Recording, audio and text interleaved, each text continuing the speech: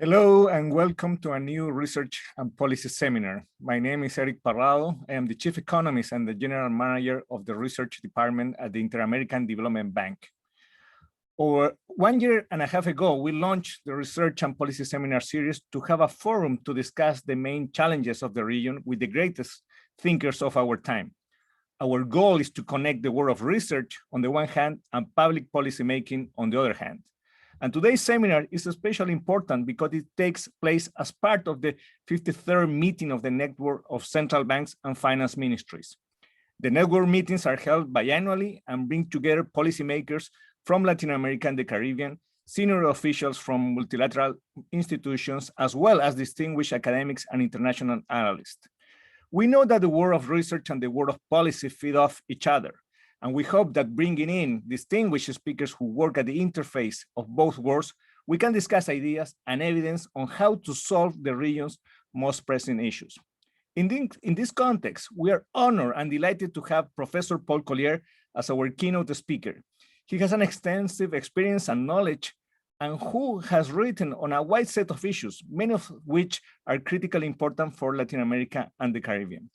Professor Paul Collier perfectly represents the rationale behind our research and policy seminar series because he has combined rigorous economic research with great influence in policy around the world. So let me introduce Professor Paul Collier. Paul is a professor of economics and public policy at the Blavatnik School of Government and a professorial fellow of St. Anthony's College at the University of Oxford. Paul was also the director of the research department of the World Bank between 1998 and 2003. And he has tremendous research and publication record that is far too extensive to go into details or do justice to today. He's perhaps best known for his prize-winning book, The Bottom Billion, but he has also done extensive work on how to manage commodity booms, some of which is featured in another excellent book, The Plunder Planet, How to Reconcile Prosperity with Nature. Among his many publications, he wrote a highly influential paper on Haiti. He has worked in other areas such as migration, the consequences of civil war, the effects of aid, and the problems of democracy, among other important issues.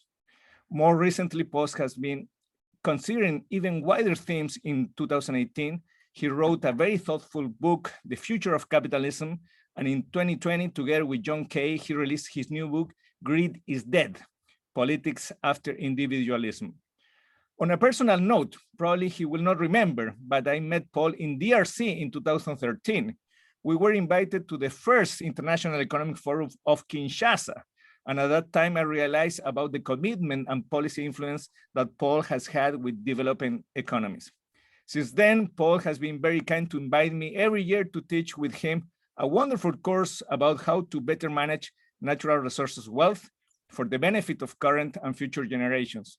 And in this course, we not only teach basic theory, but also we discuss different topics using expert and informed judgment with consistent narratives in a collaborative process. This combination between models and judgment based on a collaboration seems to be needed in a world with radical uncertainty. And today, Paul will cover some of these issues with a presentation titled Transition Paths to Prosperity, the Social Macro Revolution in Economic Policy. Now, we need an inflection point for a better recovery, that's for sure, and Paul's contribution will help us to understand the need and urgency of inclusive and sustainable development in a post-COVID world. Paul is going to talk for about 40 minutes, and then we are going to have a Q&A session, so please send your questions throughout the chat. Paul, again, I want to thank you very much for accepting our invitation to talk to us today, and the screen is yours. Thank you very much indeed. Thank you. It's an honor and a pleasure to speak to this group. I'm going to be talking primarily about the ideas in two books. One is my own book called The Future of Capitalism, and the other is a book by a colleague of mine, John Kay, which he wrote with Mervyn King. It's called Radical Uncertainty. Mervyn King, former governor of the Bank of England, and then John suggested that the two of us try and synthesize the ideas in his book, Radical Uncertainty, with my book, The Future of Capitalism, and that's what we've done in this little book, Greed is Dead, which just came out a few months ago. What we're trying to sketch, and what I'm trying to sketch today, is what in grandiose terms will be called an intellectual revolution.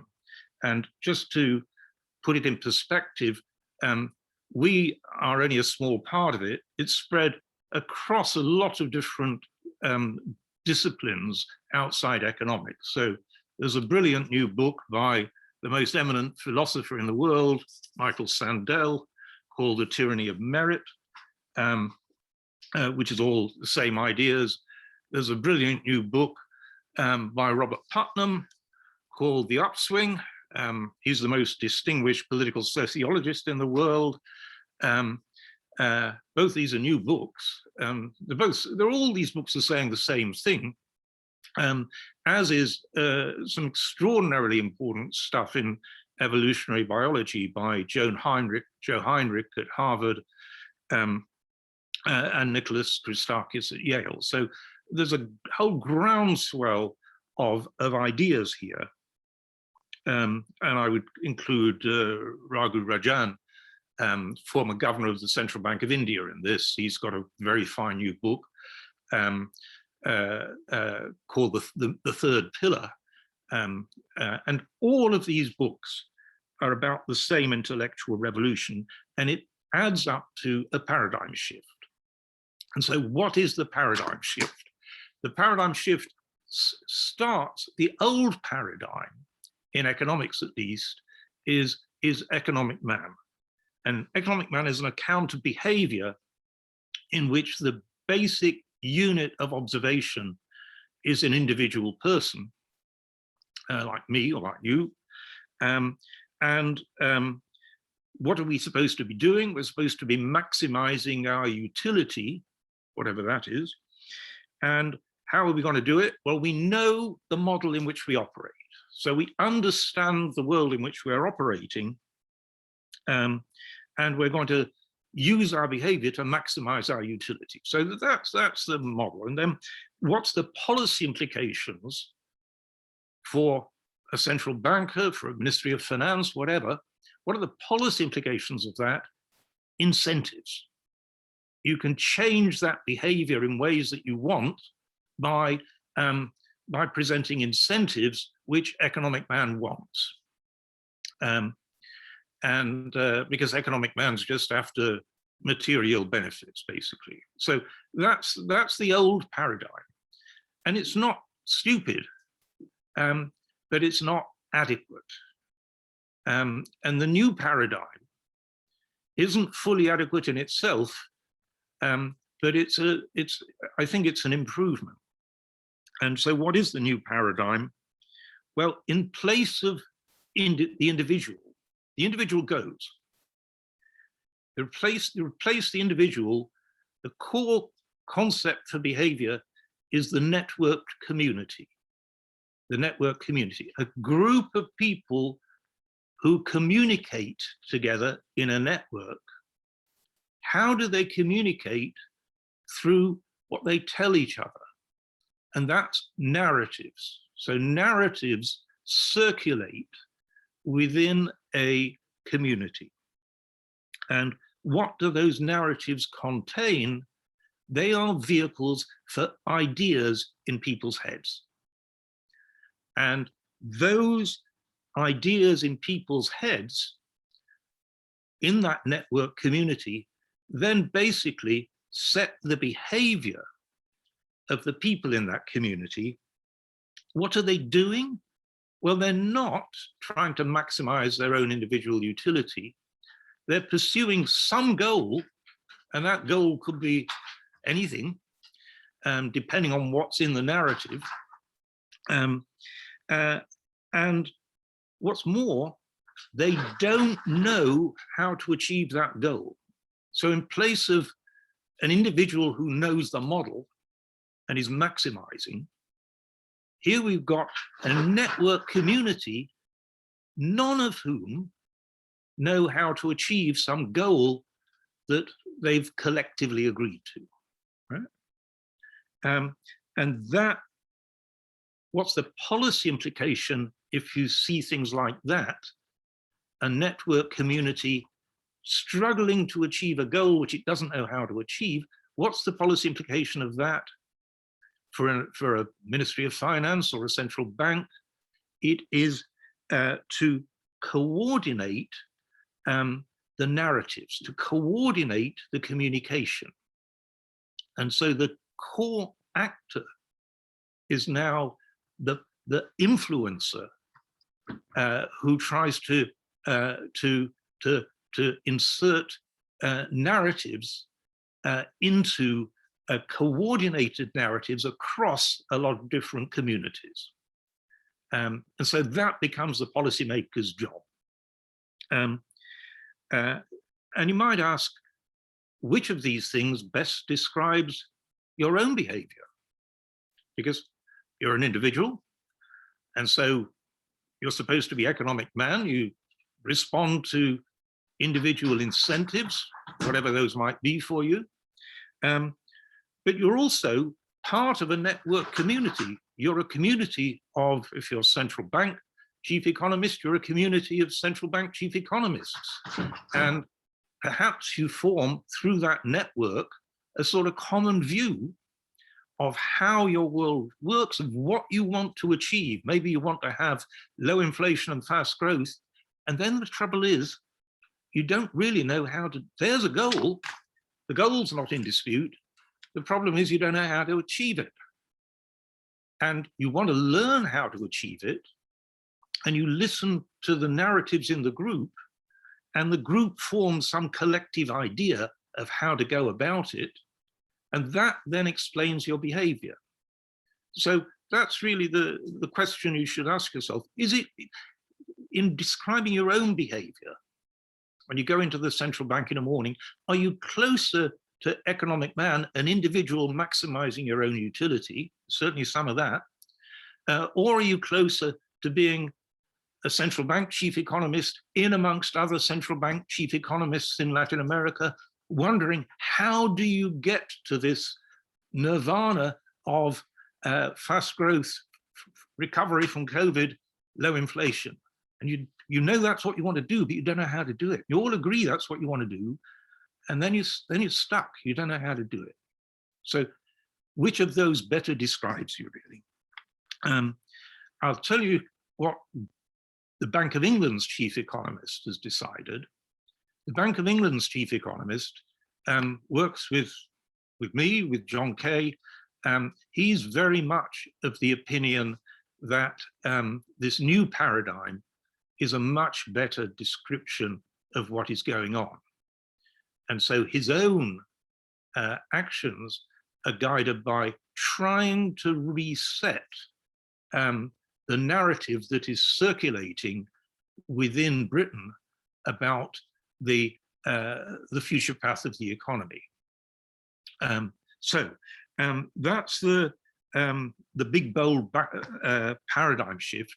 What do we mean by a paradigm shift?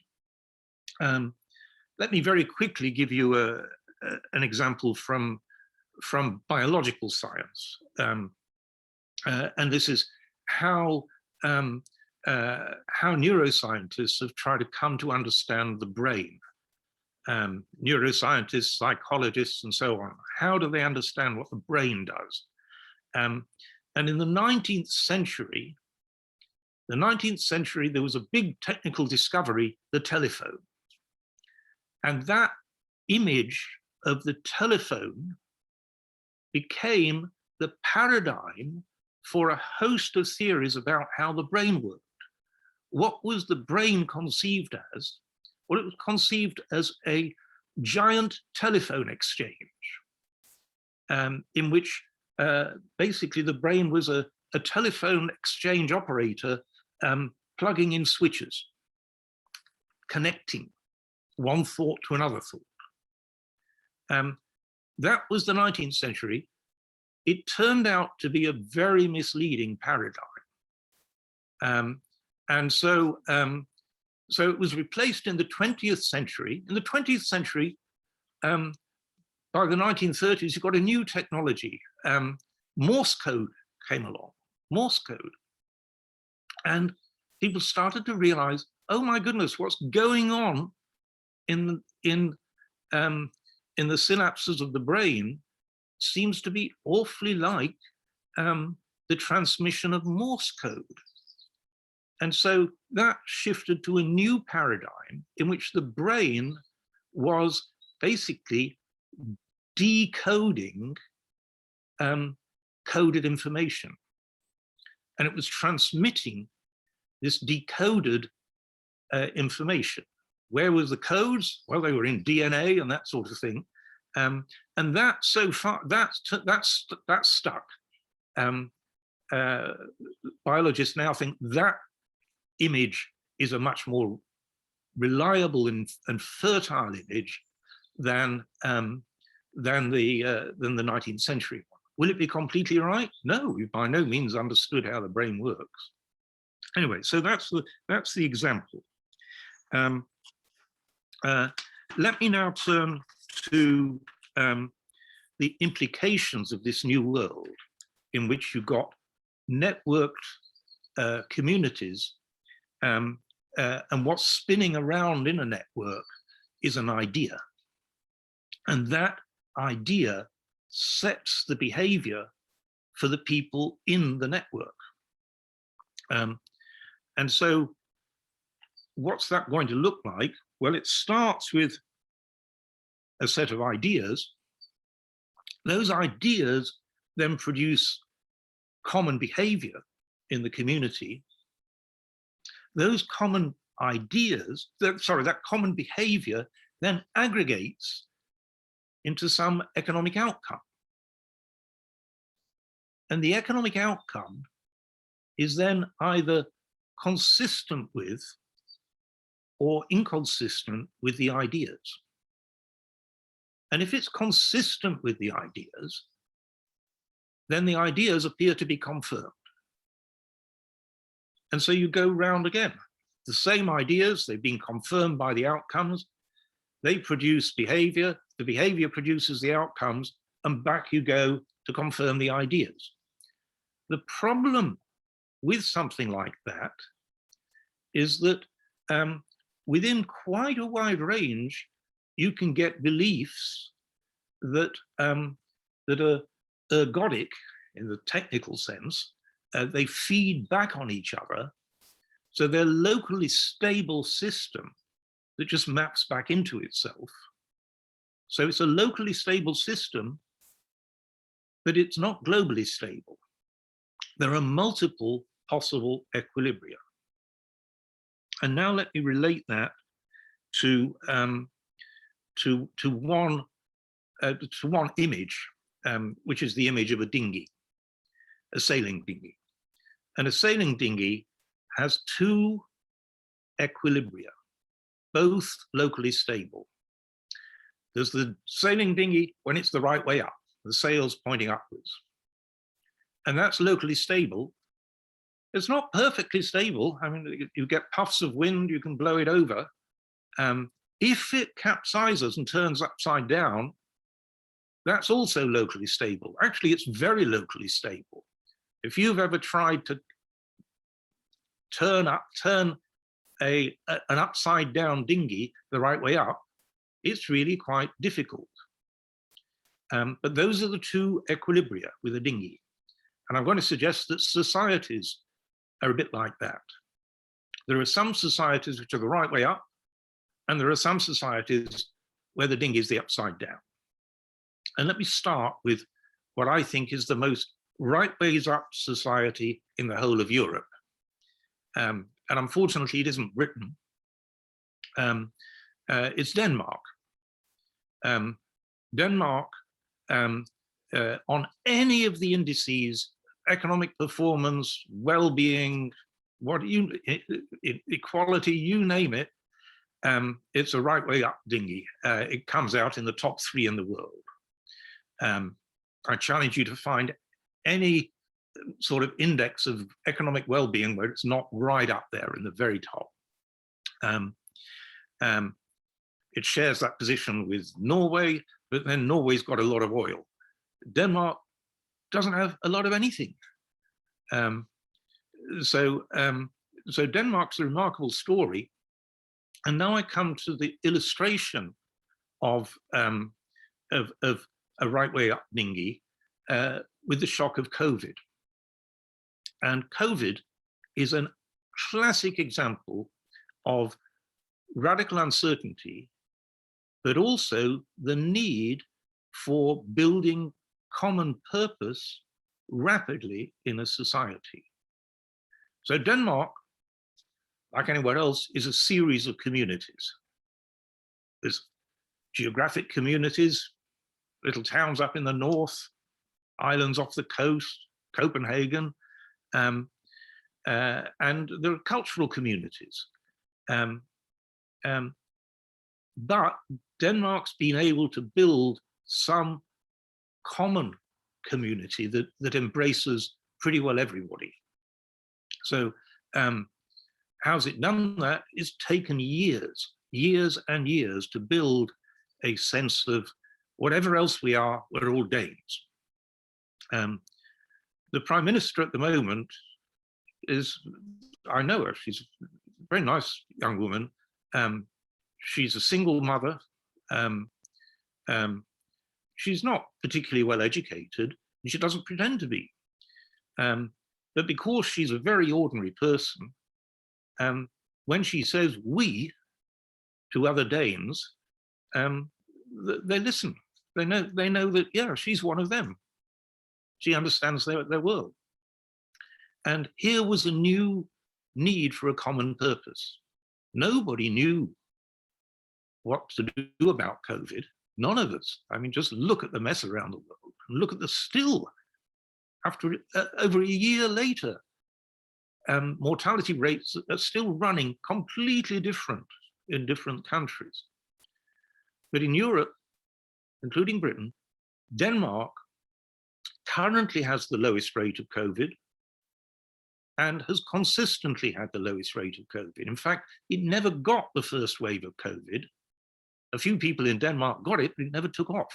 It never got the second wave. The third wave, which in Europe came at Christmas, they did get.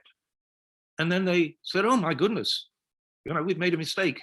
And they got rid of it. But it's not just that they got rid of COVID. They've had the lowest economic hit in Europe. How did they do it? Well, the Prime Minister said, look, we've all in this. We've all got to take responsibility, you as well as me. And so your moral responsibility is not to give COVID to your neighbor. Whatever else you do, protect your neighbor. Now, if you're an old guy like me, who's much more liable to be killed by COVID, stay out of the way of young people so that they can get on with their lives. If you're a young if you're a young Danish family, yeah, you can send your kids to school, but don't let your kids kill granny. Yeah? And so that was protect your neighbor. Eric, I hate to remind you of what was happening in America a year ago, but my image is long queues outside gun shops. So it was less a sense of protect your neighbor than shoot your neighbor. And it turns out that shooting your neighbor is not a very effective way of restraining COVID. So that was just a contrast between Denmark, which basically finds it very easy to build a new common purpose, protect your neighbor, because it's done that so many times already. And so now that Denmark's able to say, we've done it, we've solved that problem, it's going to be even easier next time Denmark is hit by some new crisis. And of course it will be. Just think how many crises have hit in the last few years. So another crisis will come along, maybe a pandemic, maybe goodness knows what, right?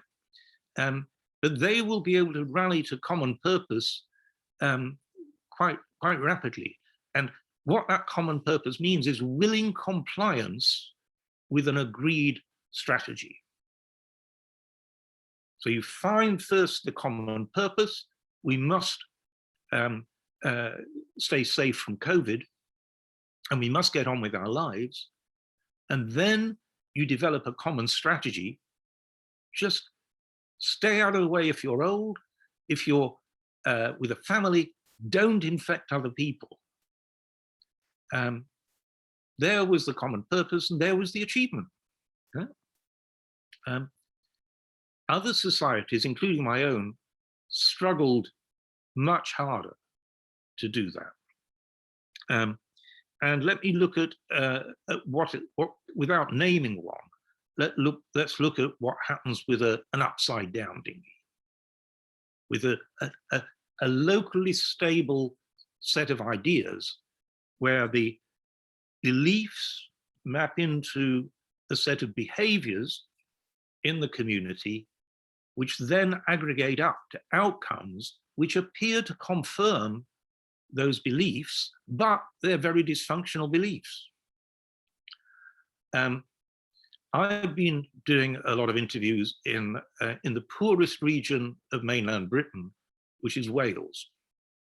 And I'm aware that there's a Welsh community in Argentina, in fact. So I apologize to them if there's people listening, but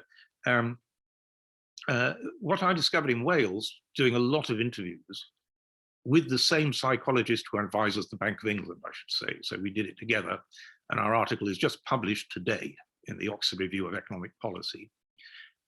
What we discovered was that Wales, although it's a small society, is bitterly divided. It's the poorest society in mainland Britain, and people have a theory as to why it's the poorest.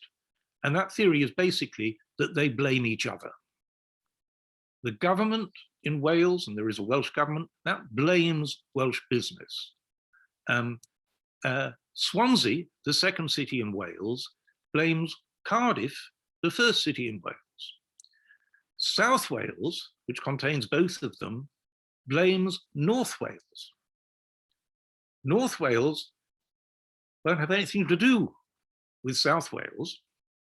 And so it's a bitterly divided society. And on top of blaming each other, they blame the big baddie out there, which is England.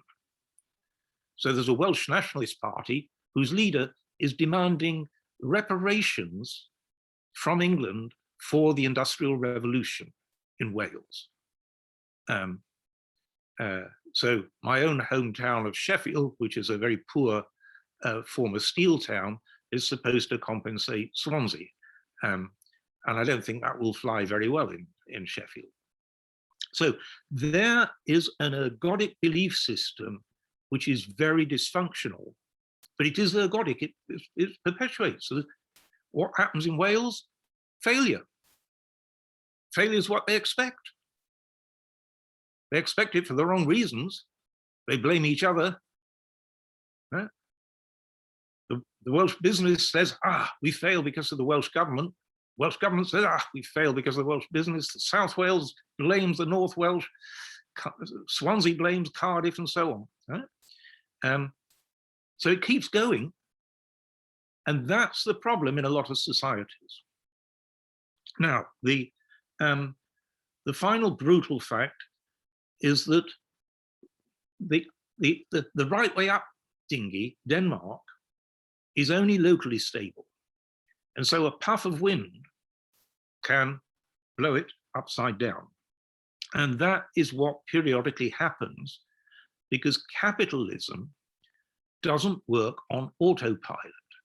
Periodically, capitalism, the market economy, does derail.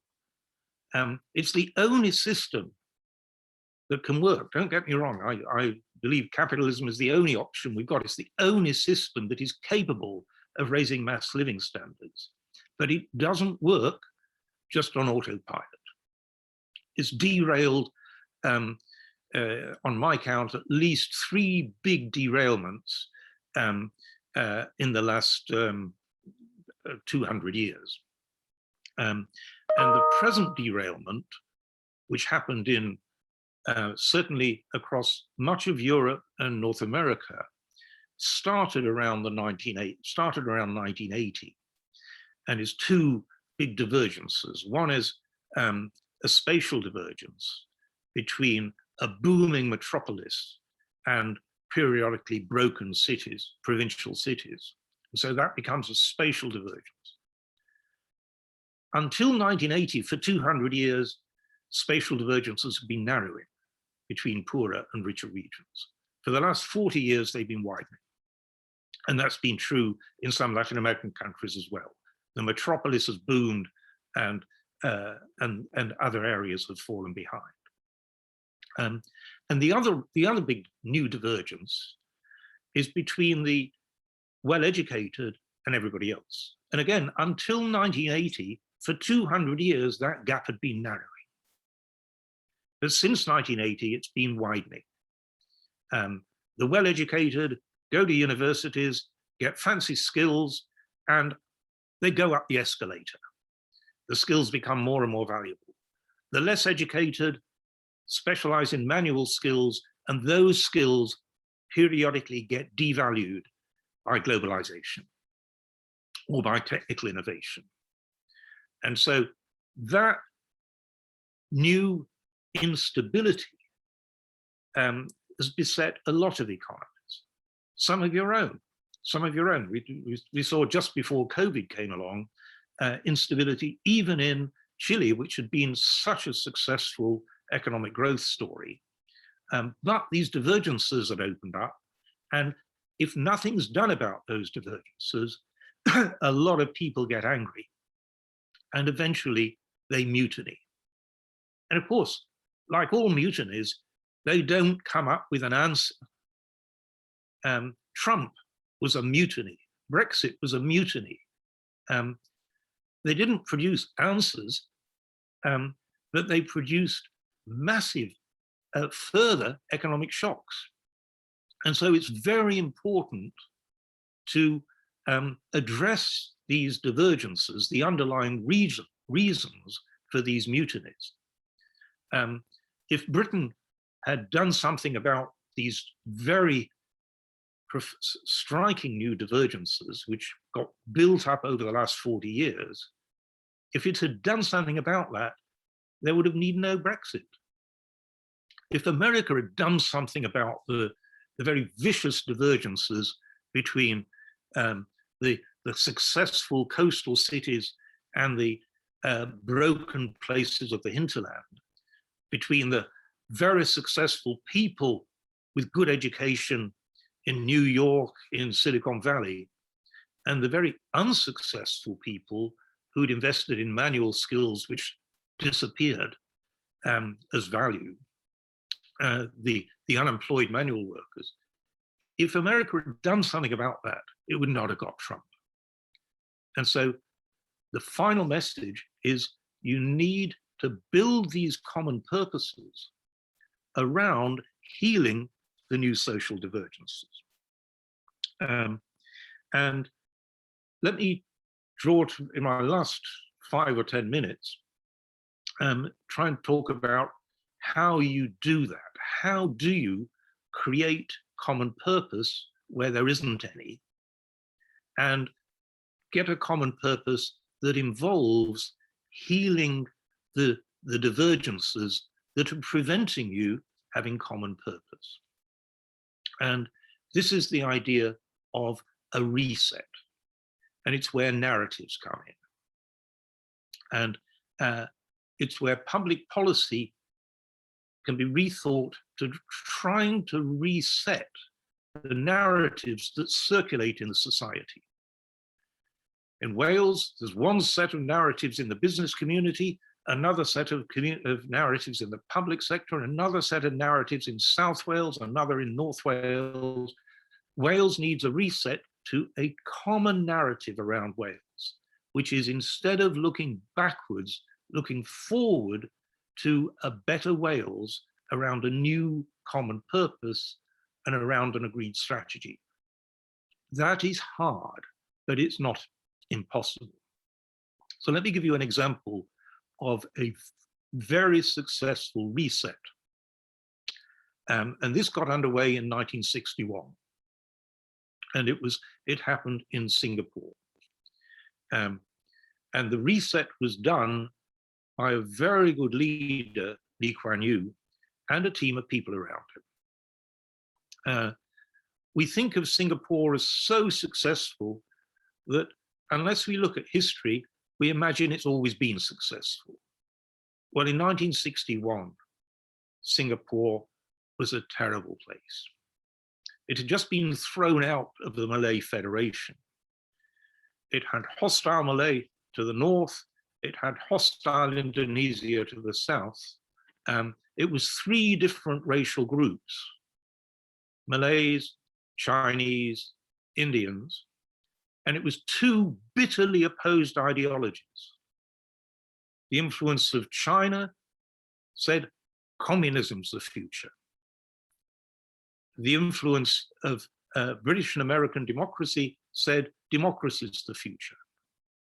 So bitterly divided ideologies, bitterly divided racial communities, and on top of all that, deeply corrupt, deeply corrupt. And there's Lee Kuan Yew, elected. And what does he do? He resets the narrative. And he does that by a combination of very clever messages that are repeated over and over. So he builds a new image of we are all Singaporeans. And then he takes very practical ways of going about it. But one of the things he's confronted by, he's come in like almost every politician in the world, and he says, I'm going to tackle corruption. Right? I work with a lot of politicians who say that, and what they usually mean is, I'm going to jail the people I don't like.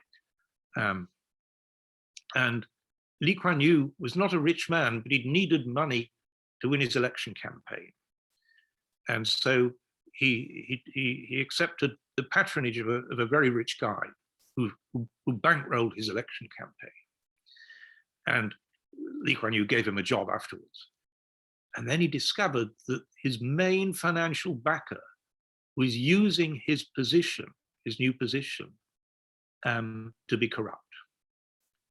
Now, if you were Lee Kuan Yew, what would you have done about that? You could have said to him, stop it. You could have said to him, shut up, for God's sake, don't let that be seen. Lee Kuan Yew did none of the above. Lee Kuan Yew jailed him. He jailed his main financial backer. That took people by surprise. They were amazed. Right? My goodness, this man actually means it. He's done himself terrible damage with his next election campaign. Nobody is going to come up and offer to bankroll him anymore. But he built trust. And that was a signaling action in the sense that Mike Spence got his Nobel laureate for Nobel Prize for the concept of signaling. That was a signal. And so he combined powerful signaling actions which built trust with powerful narratives which said, no, we're not Malay, Chinese, Indian, we're all Singaporeans. We're not going to blame each other. We're going to look to a better future. What's our better future? We're going to become an export base. And that happened to work, but that meant that his narratives that we can build a better future started to become true. And so he built this ergodic system. It took him years and years. Right? And he's still doing it. His legacy is still doing it. It was an astonishing achievement, but it was very much an upside down dinghy that is now one of the most successful upright dinghies in the world. That is, if you're in an upside down dinghy, that's what you need to do. If you're in a right way up dinghy that's being disturbed by very strong winds caused by these new social divergences, you need very rapidly to build a new common narrative, common purpose, and we're going to heal these divisions. Now, why is the central bank in such a good position to do that?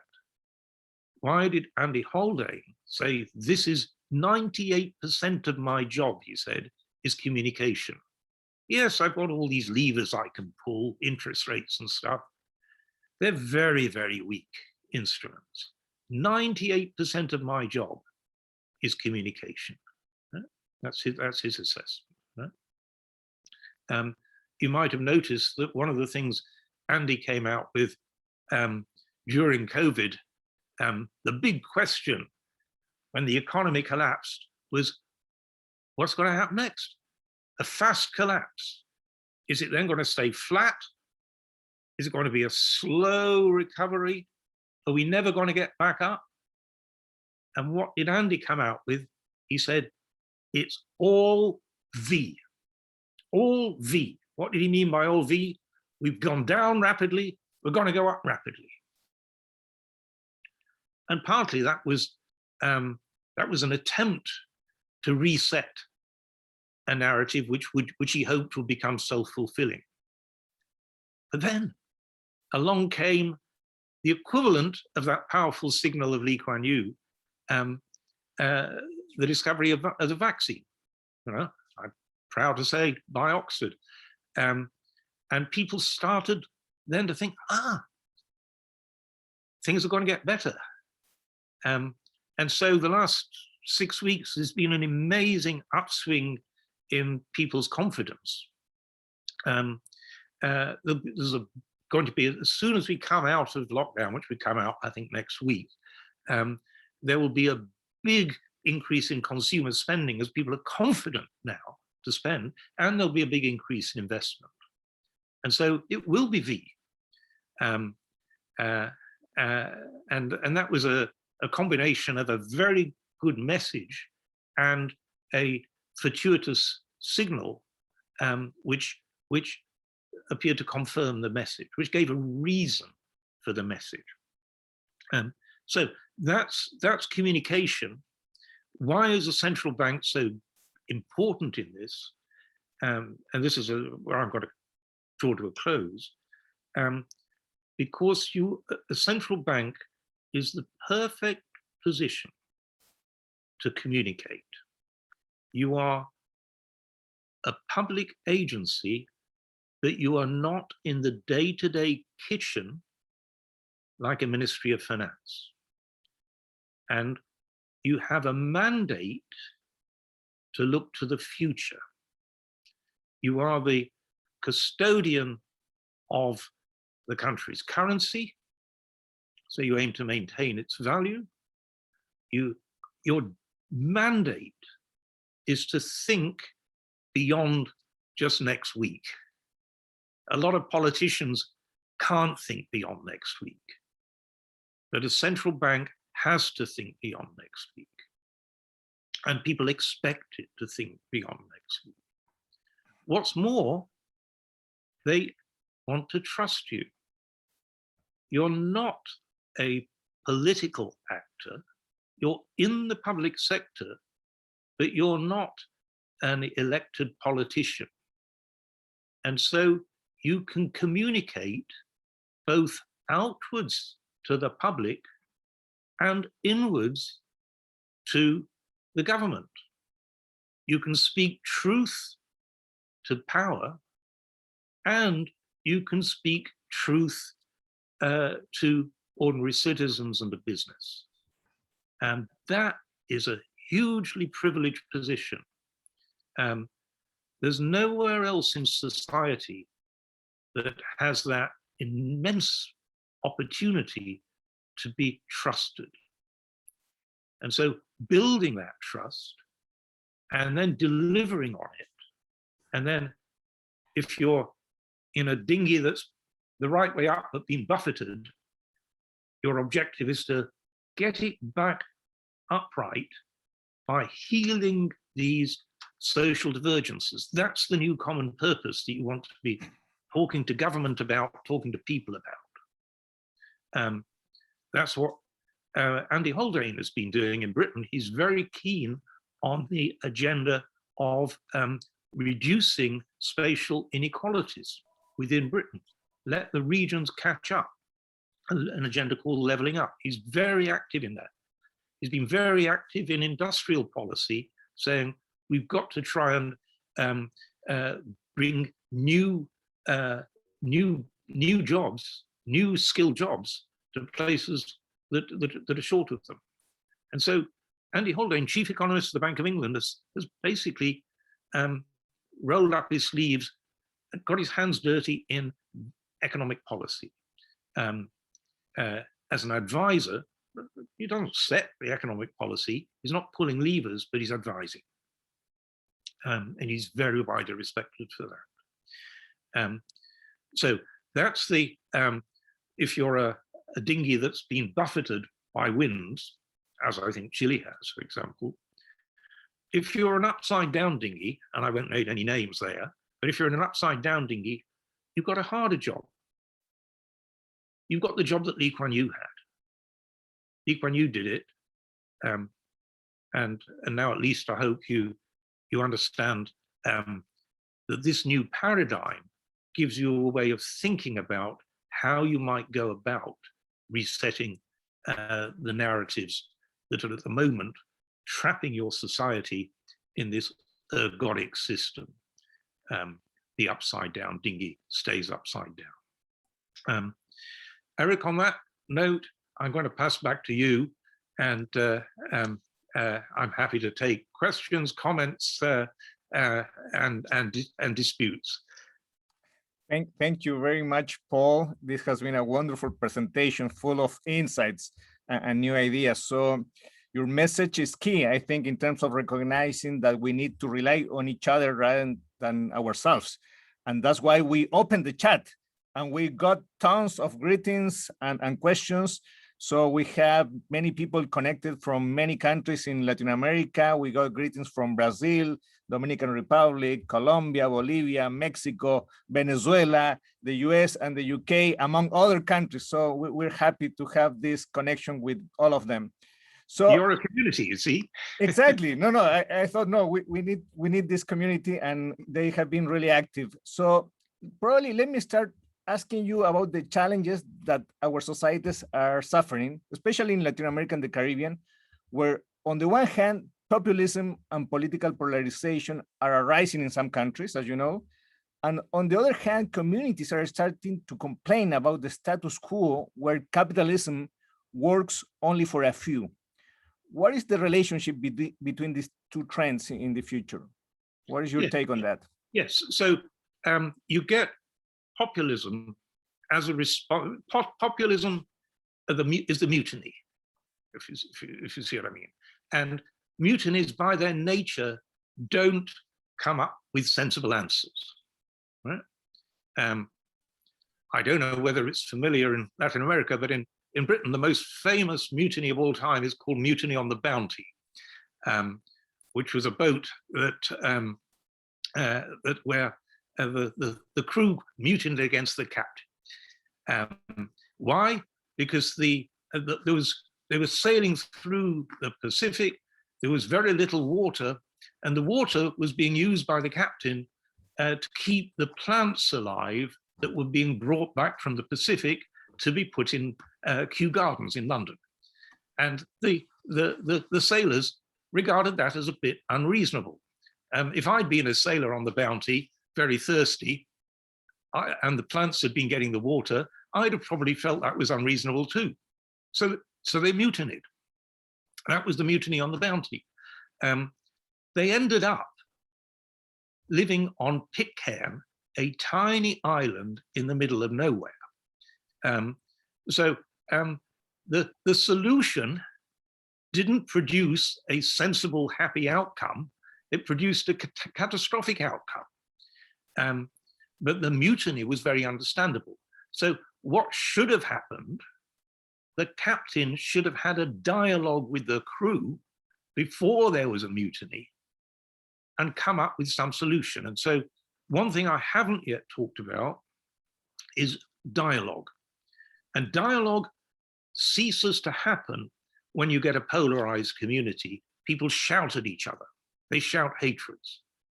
But what we need to either to heal that or to avoid it is dialogue. Dialogue is a special form of communication where there are rules. It's like ping pong. In ping pong, when you come to the table, you're given a bat and you're trying to win, but you're not allowed to pick that bat up, go around the table and hit my opponent, Eric, on the head with it. That's outside the rules of ping pong, right? Ping pong has very closely defined rules. You've got to return the ball into a particular domain and then wait, and they will do the same for you.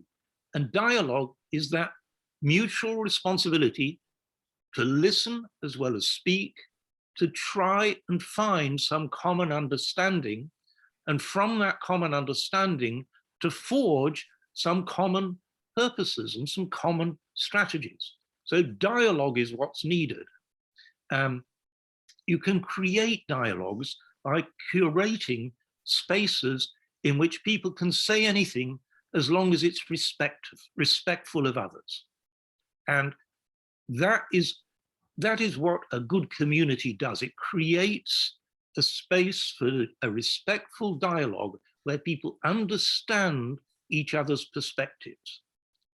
And when you've got a society in which some people are doing very well, they will think society is just great, but they need to listen to the perspective of people who are saying, well, you're doing very well, but I'm not. I see things very differently. Now, the people seeing things very differently might have very bad ideas about how to solve the problem, but they need to be heard on their perspectives that they've got a problem. That's what didn't happen in America, and didn't happen early enough in Chile, I think, you know. It certainly didn't happen in Britain for 40 years. For 40 years, that's why, you know, bang. So dialogue is the thing is the vehicle, the practical vehicle, which you can do. You can curate spaces in which dialogue is required, in effect. That everything can be said, but it has to be respectful, and you've got an obligation to listen as well as to speak. Very interesting. Which I'm not doing. Of course, and for instance, I'm taking one question from the audience from Raul Fuentes, who said, who will be coordinating the community network? The rich, the powerful, or the ordinary people? Well, obviously, you said it has to be the ordinary person. And that is why Mette Frederiksen, the Prime Minister of Denmark, is the Prime Minister. Because she realized that her party, which is a party of social democrats, her party had stopped listening to ordinary working class people. They were catering for the educated young in Copenhagen, but not for the ordinary working class Dane outside Copenhagen. And so she realized that. She said, she said publicly, she said, you didn't leave us. That's not why our vote went down. Our vote did go down, but it wasn't because you'd left us. It was because we left you. But now we're back. Now we're back. We're going to listen. I know all this because she brought me into Denmark to address the entire Social Democrat Party on these ideas. And I had lunch with her. She was a very impressive woman because she'd understood all this without having to read a book about it, you know? And that's why she's Prime Minister, because people then came to trust her quite rapidly. So you can build these dialogue spaces. And how can you build these dialogues in a fake news world where technology and social network could be either an enabler or a barrier to rebuild or create communities? Yes. Do we have to create a new type of virtual communities to have access for the regular man? I think you need, I hate to use this term, but sort of curated spaces where anything can be said, but it has to be said respectfully, and everybody has an obligation to listen, and you're understood to be in that space because you build you're trying to understand each other and build some common purpose. I've got a former student who's doing just this in Bangladesh. He's built a community of young people, 10,000 people who communicate like that. If you can reach 10,000 people all talking together respectfully, you can reach 1 million, right? And so building these curated spaces that then are designed to expand. I'm afraid that's the best I can suggest. Clearly, left to itself, these online communities don't do that. Zuckerberg thought he was creating a happy future of global peace, and instead, he's created spaces which produce hatred and division. And a lot of fake news. So curated spaces, I think, are the only way to go. Perfect, perfect. You mentioned the specific role of central banks because they have a long-term view of things.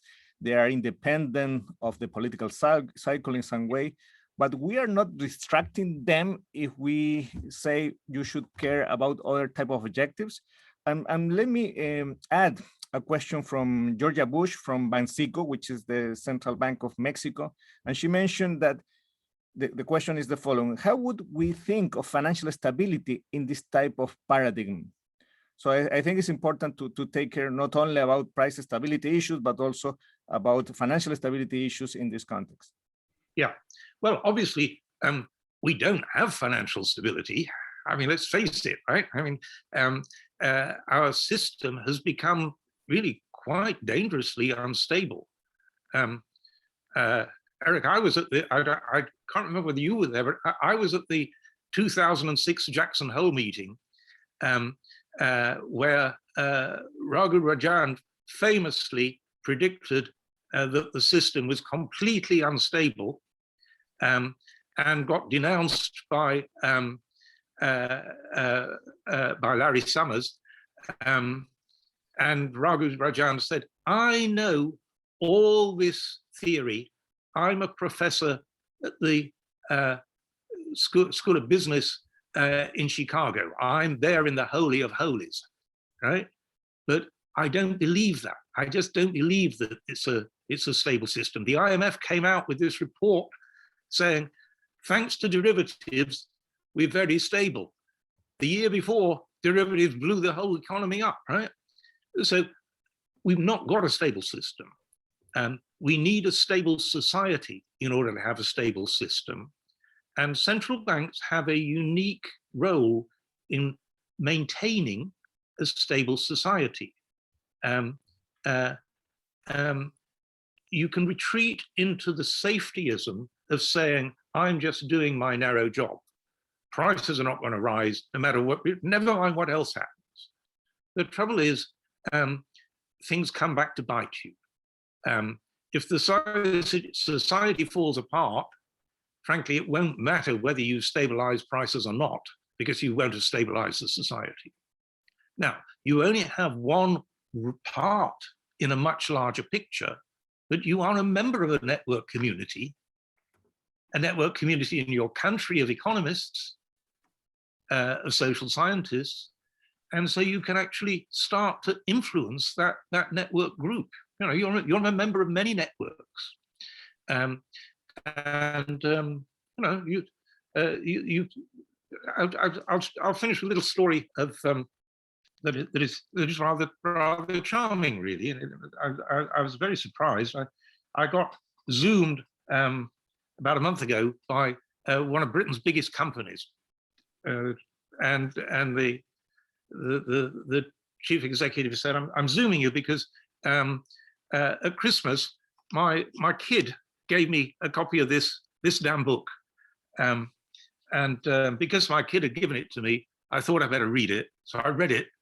And then I thought, oh God, if this guy Collier's right, I'm running this company all wrong. And I'm not even behaving very ethically. And he got worried. And so he bought a set of copies of the book and he gave them to all the members of his board. This was a company of 90,000 employees, right? It's a big company. In its sector, it's the biggest in Britain. And he said, I'm Zooming you because we'd read it. And to my horror and their horror, we decided you sounded as if you were right. And so along came COVID, and we've been running our policy during COVID on all your suggestions in that book. Instead of sacking people, we guaranteed people work. We guaranteed them a day off so that stressed family lives, they'd at least have a day off. And we started putting wages up, even though, you know, it cost us, but in the process, they've built loyalty. So he just ended by saying, and then it occurred to me that if I'd written a book which had changed the course of one of Britain's biggest companies, I'd probably like to know, which is why I'm Zooming you. So thank you. Right? So in other words, ideas can change things and can change things quite rapidly. They change things in that company rapidly. We're still working with it, in fact. And so, you know, your people of influence, a central bank is hugely influential. Yes, you've got levers that you can pull. Yes, you've got a clear objective on inflation, but it's, if you retreat into the safety of saying, oh, I've done my job. If the society goes to hell in a handbasket, it's not my fault. Right? You can say that, but you'll be living in that society and it will go to hell in a handbasket. And your kids will grow up in it. No, you're completely right. It's impressive the interest that you have generated. We have like tons of other questions, but we're running out of time. Probably we can finish with one, the last question. The title of your book is, the last book is Greed is Dead. Yeah. Can we kill greed? What we mean by that title, obviously at the moment, an alternative title for the book will be Peak Greed, because with the that's really where we are. We're at peak greed. What we mean by greed is dead is that the intellectual arguments that were used to justify greed as good are just untenable.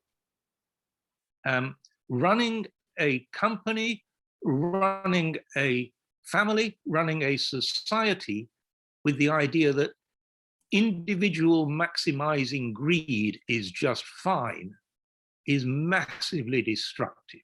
It just doesn't work even for a firm. Right? Let me end with a little anecdote about a firm that doesn't exist anymore, Bear Stearns. You remember Bear Stearns, the investment bank? You remember the motto in its lobby? Its lobby motto was, "We make nothing but money." That was an uplifting motto, wasn't it? Right? We make nothing but money. Think who wanted to join that firm. Were they people who said, oh, I really want to make a lot of money for Bear Stearns? No. They attracted people who said, I want to make money for myself, right? So they just added two little words to that. We make nothing but money for ourselves. And they did. They discovered that there was a very good way of getting a big bonus, which was to do a deal which was going to blow up with a lot of risks for the company, but after they got their bonus. And so Bear Stearns was indeed the first company to go bankrupt, right? It precipitated the global financial crisis, estimated cost something north of $10 trillion, right? Where Bear Stearns pioneered, Lehman Brothers followed gleefully, right? And so it doesn't even work for firms. The firms that have actually endured for 100 years are firms that have some purpose beyond profit. Right? A family in which everybody was just in it for themselves, well, they'd be divorced, wouldn't they? You know, so society needs some sense of coming together. Does that mean we all have to be saints? No, I'm very suspicious of saints. Right? We've got to be realists, right? We are a mammal, and like all other mammals, we're greedy and lazy and selfish a bit, but we're an amazingly unusual mammal. We're a mammal that is dynamic, cares about others. We're the most pro-social mammal of the whole species of mammals, right? And so we have a better nature and a worse nature. If we run our societies on the principle of being, we're all just dragging us down to our worst natures, that's what we'll get. If we run a society that admits that we have a better nature, that cares about others, that tries to build mutual responsibility, mutuality, that incidentally is Raghu Rajan's third pillar. The third pillar that he thought was missing in modern capitalism was community.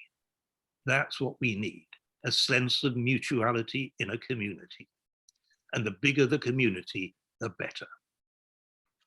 That's a perfect message to finish our seminar, Paul. Thank you very much again for this fascinating discussion. And as Jorge Silva mentioned, a very timely and refreshing message. So thank you very much again, Paul, for being part of this discussion. Next year, I'll be back in Latin America. Right? That would be great. That would be great. We need you there. So thank you very much. No, thanks to you, Paul.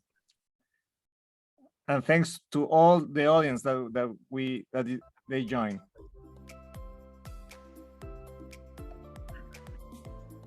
Thank you very much, Paul.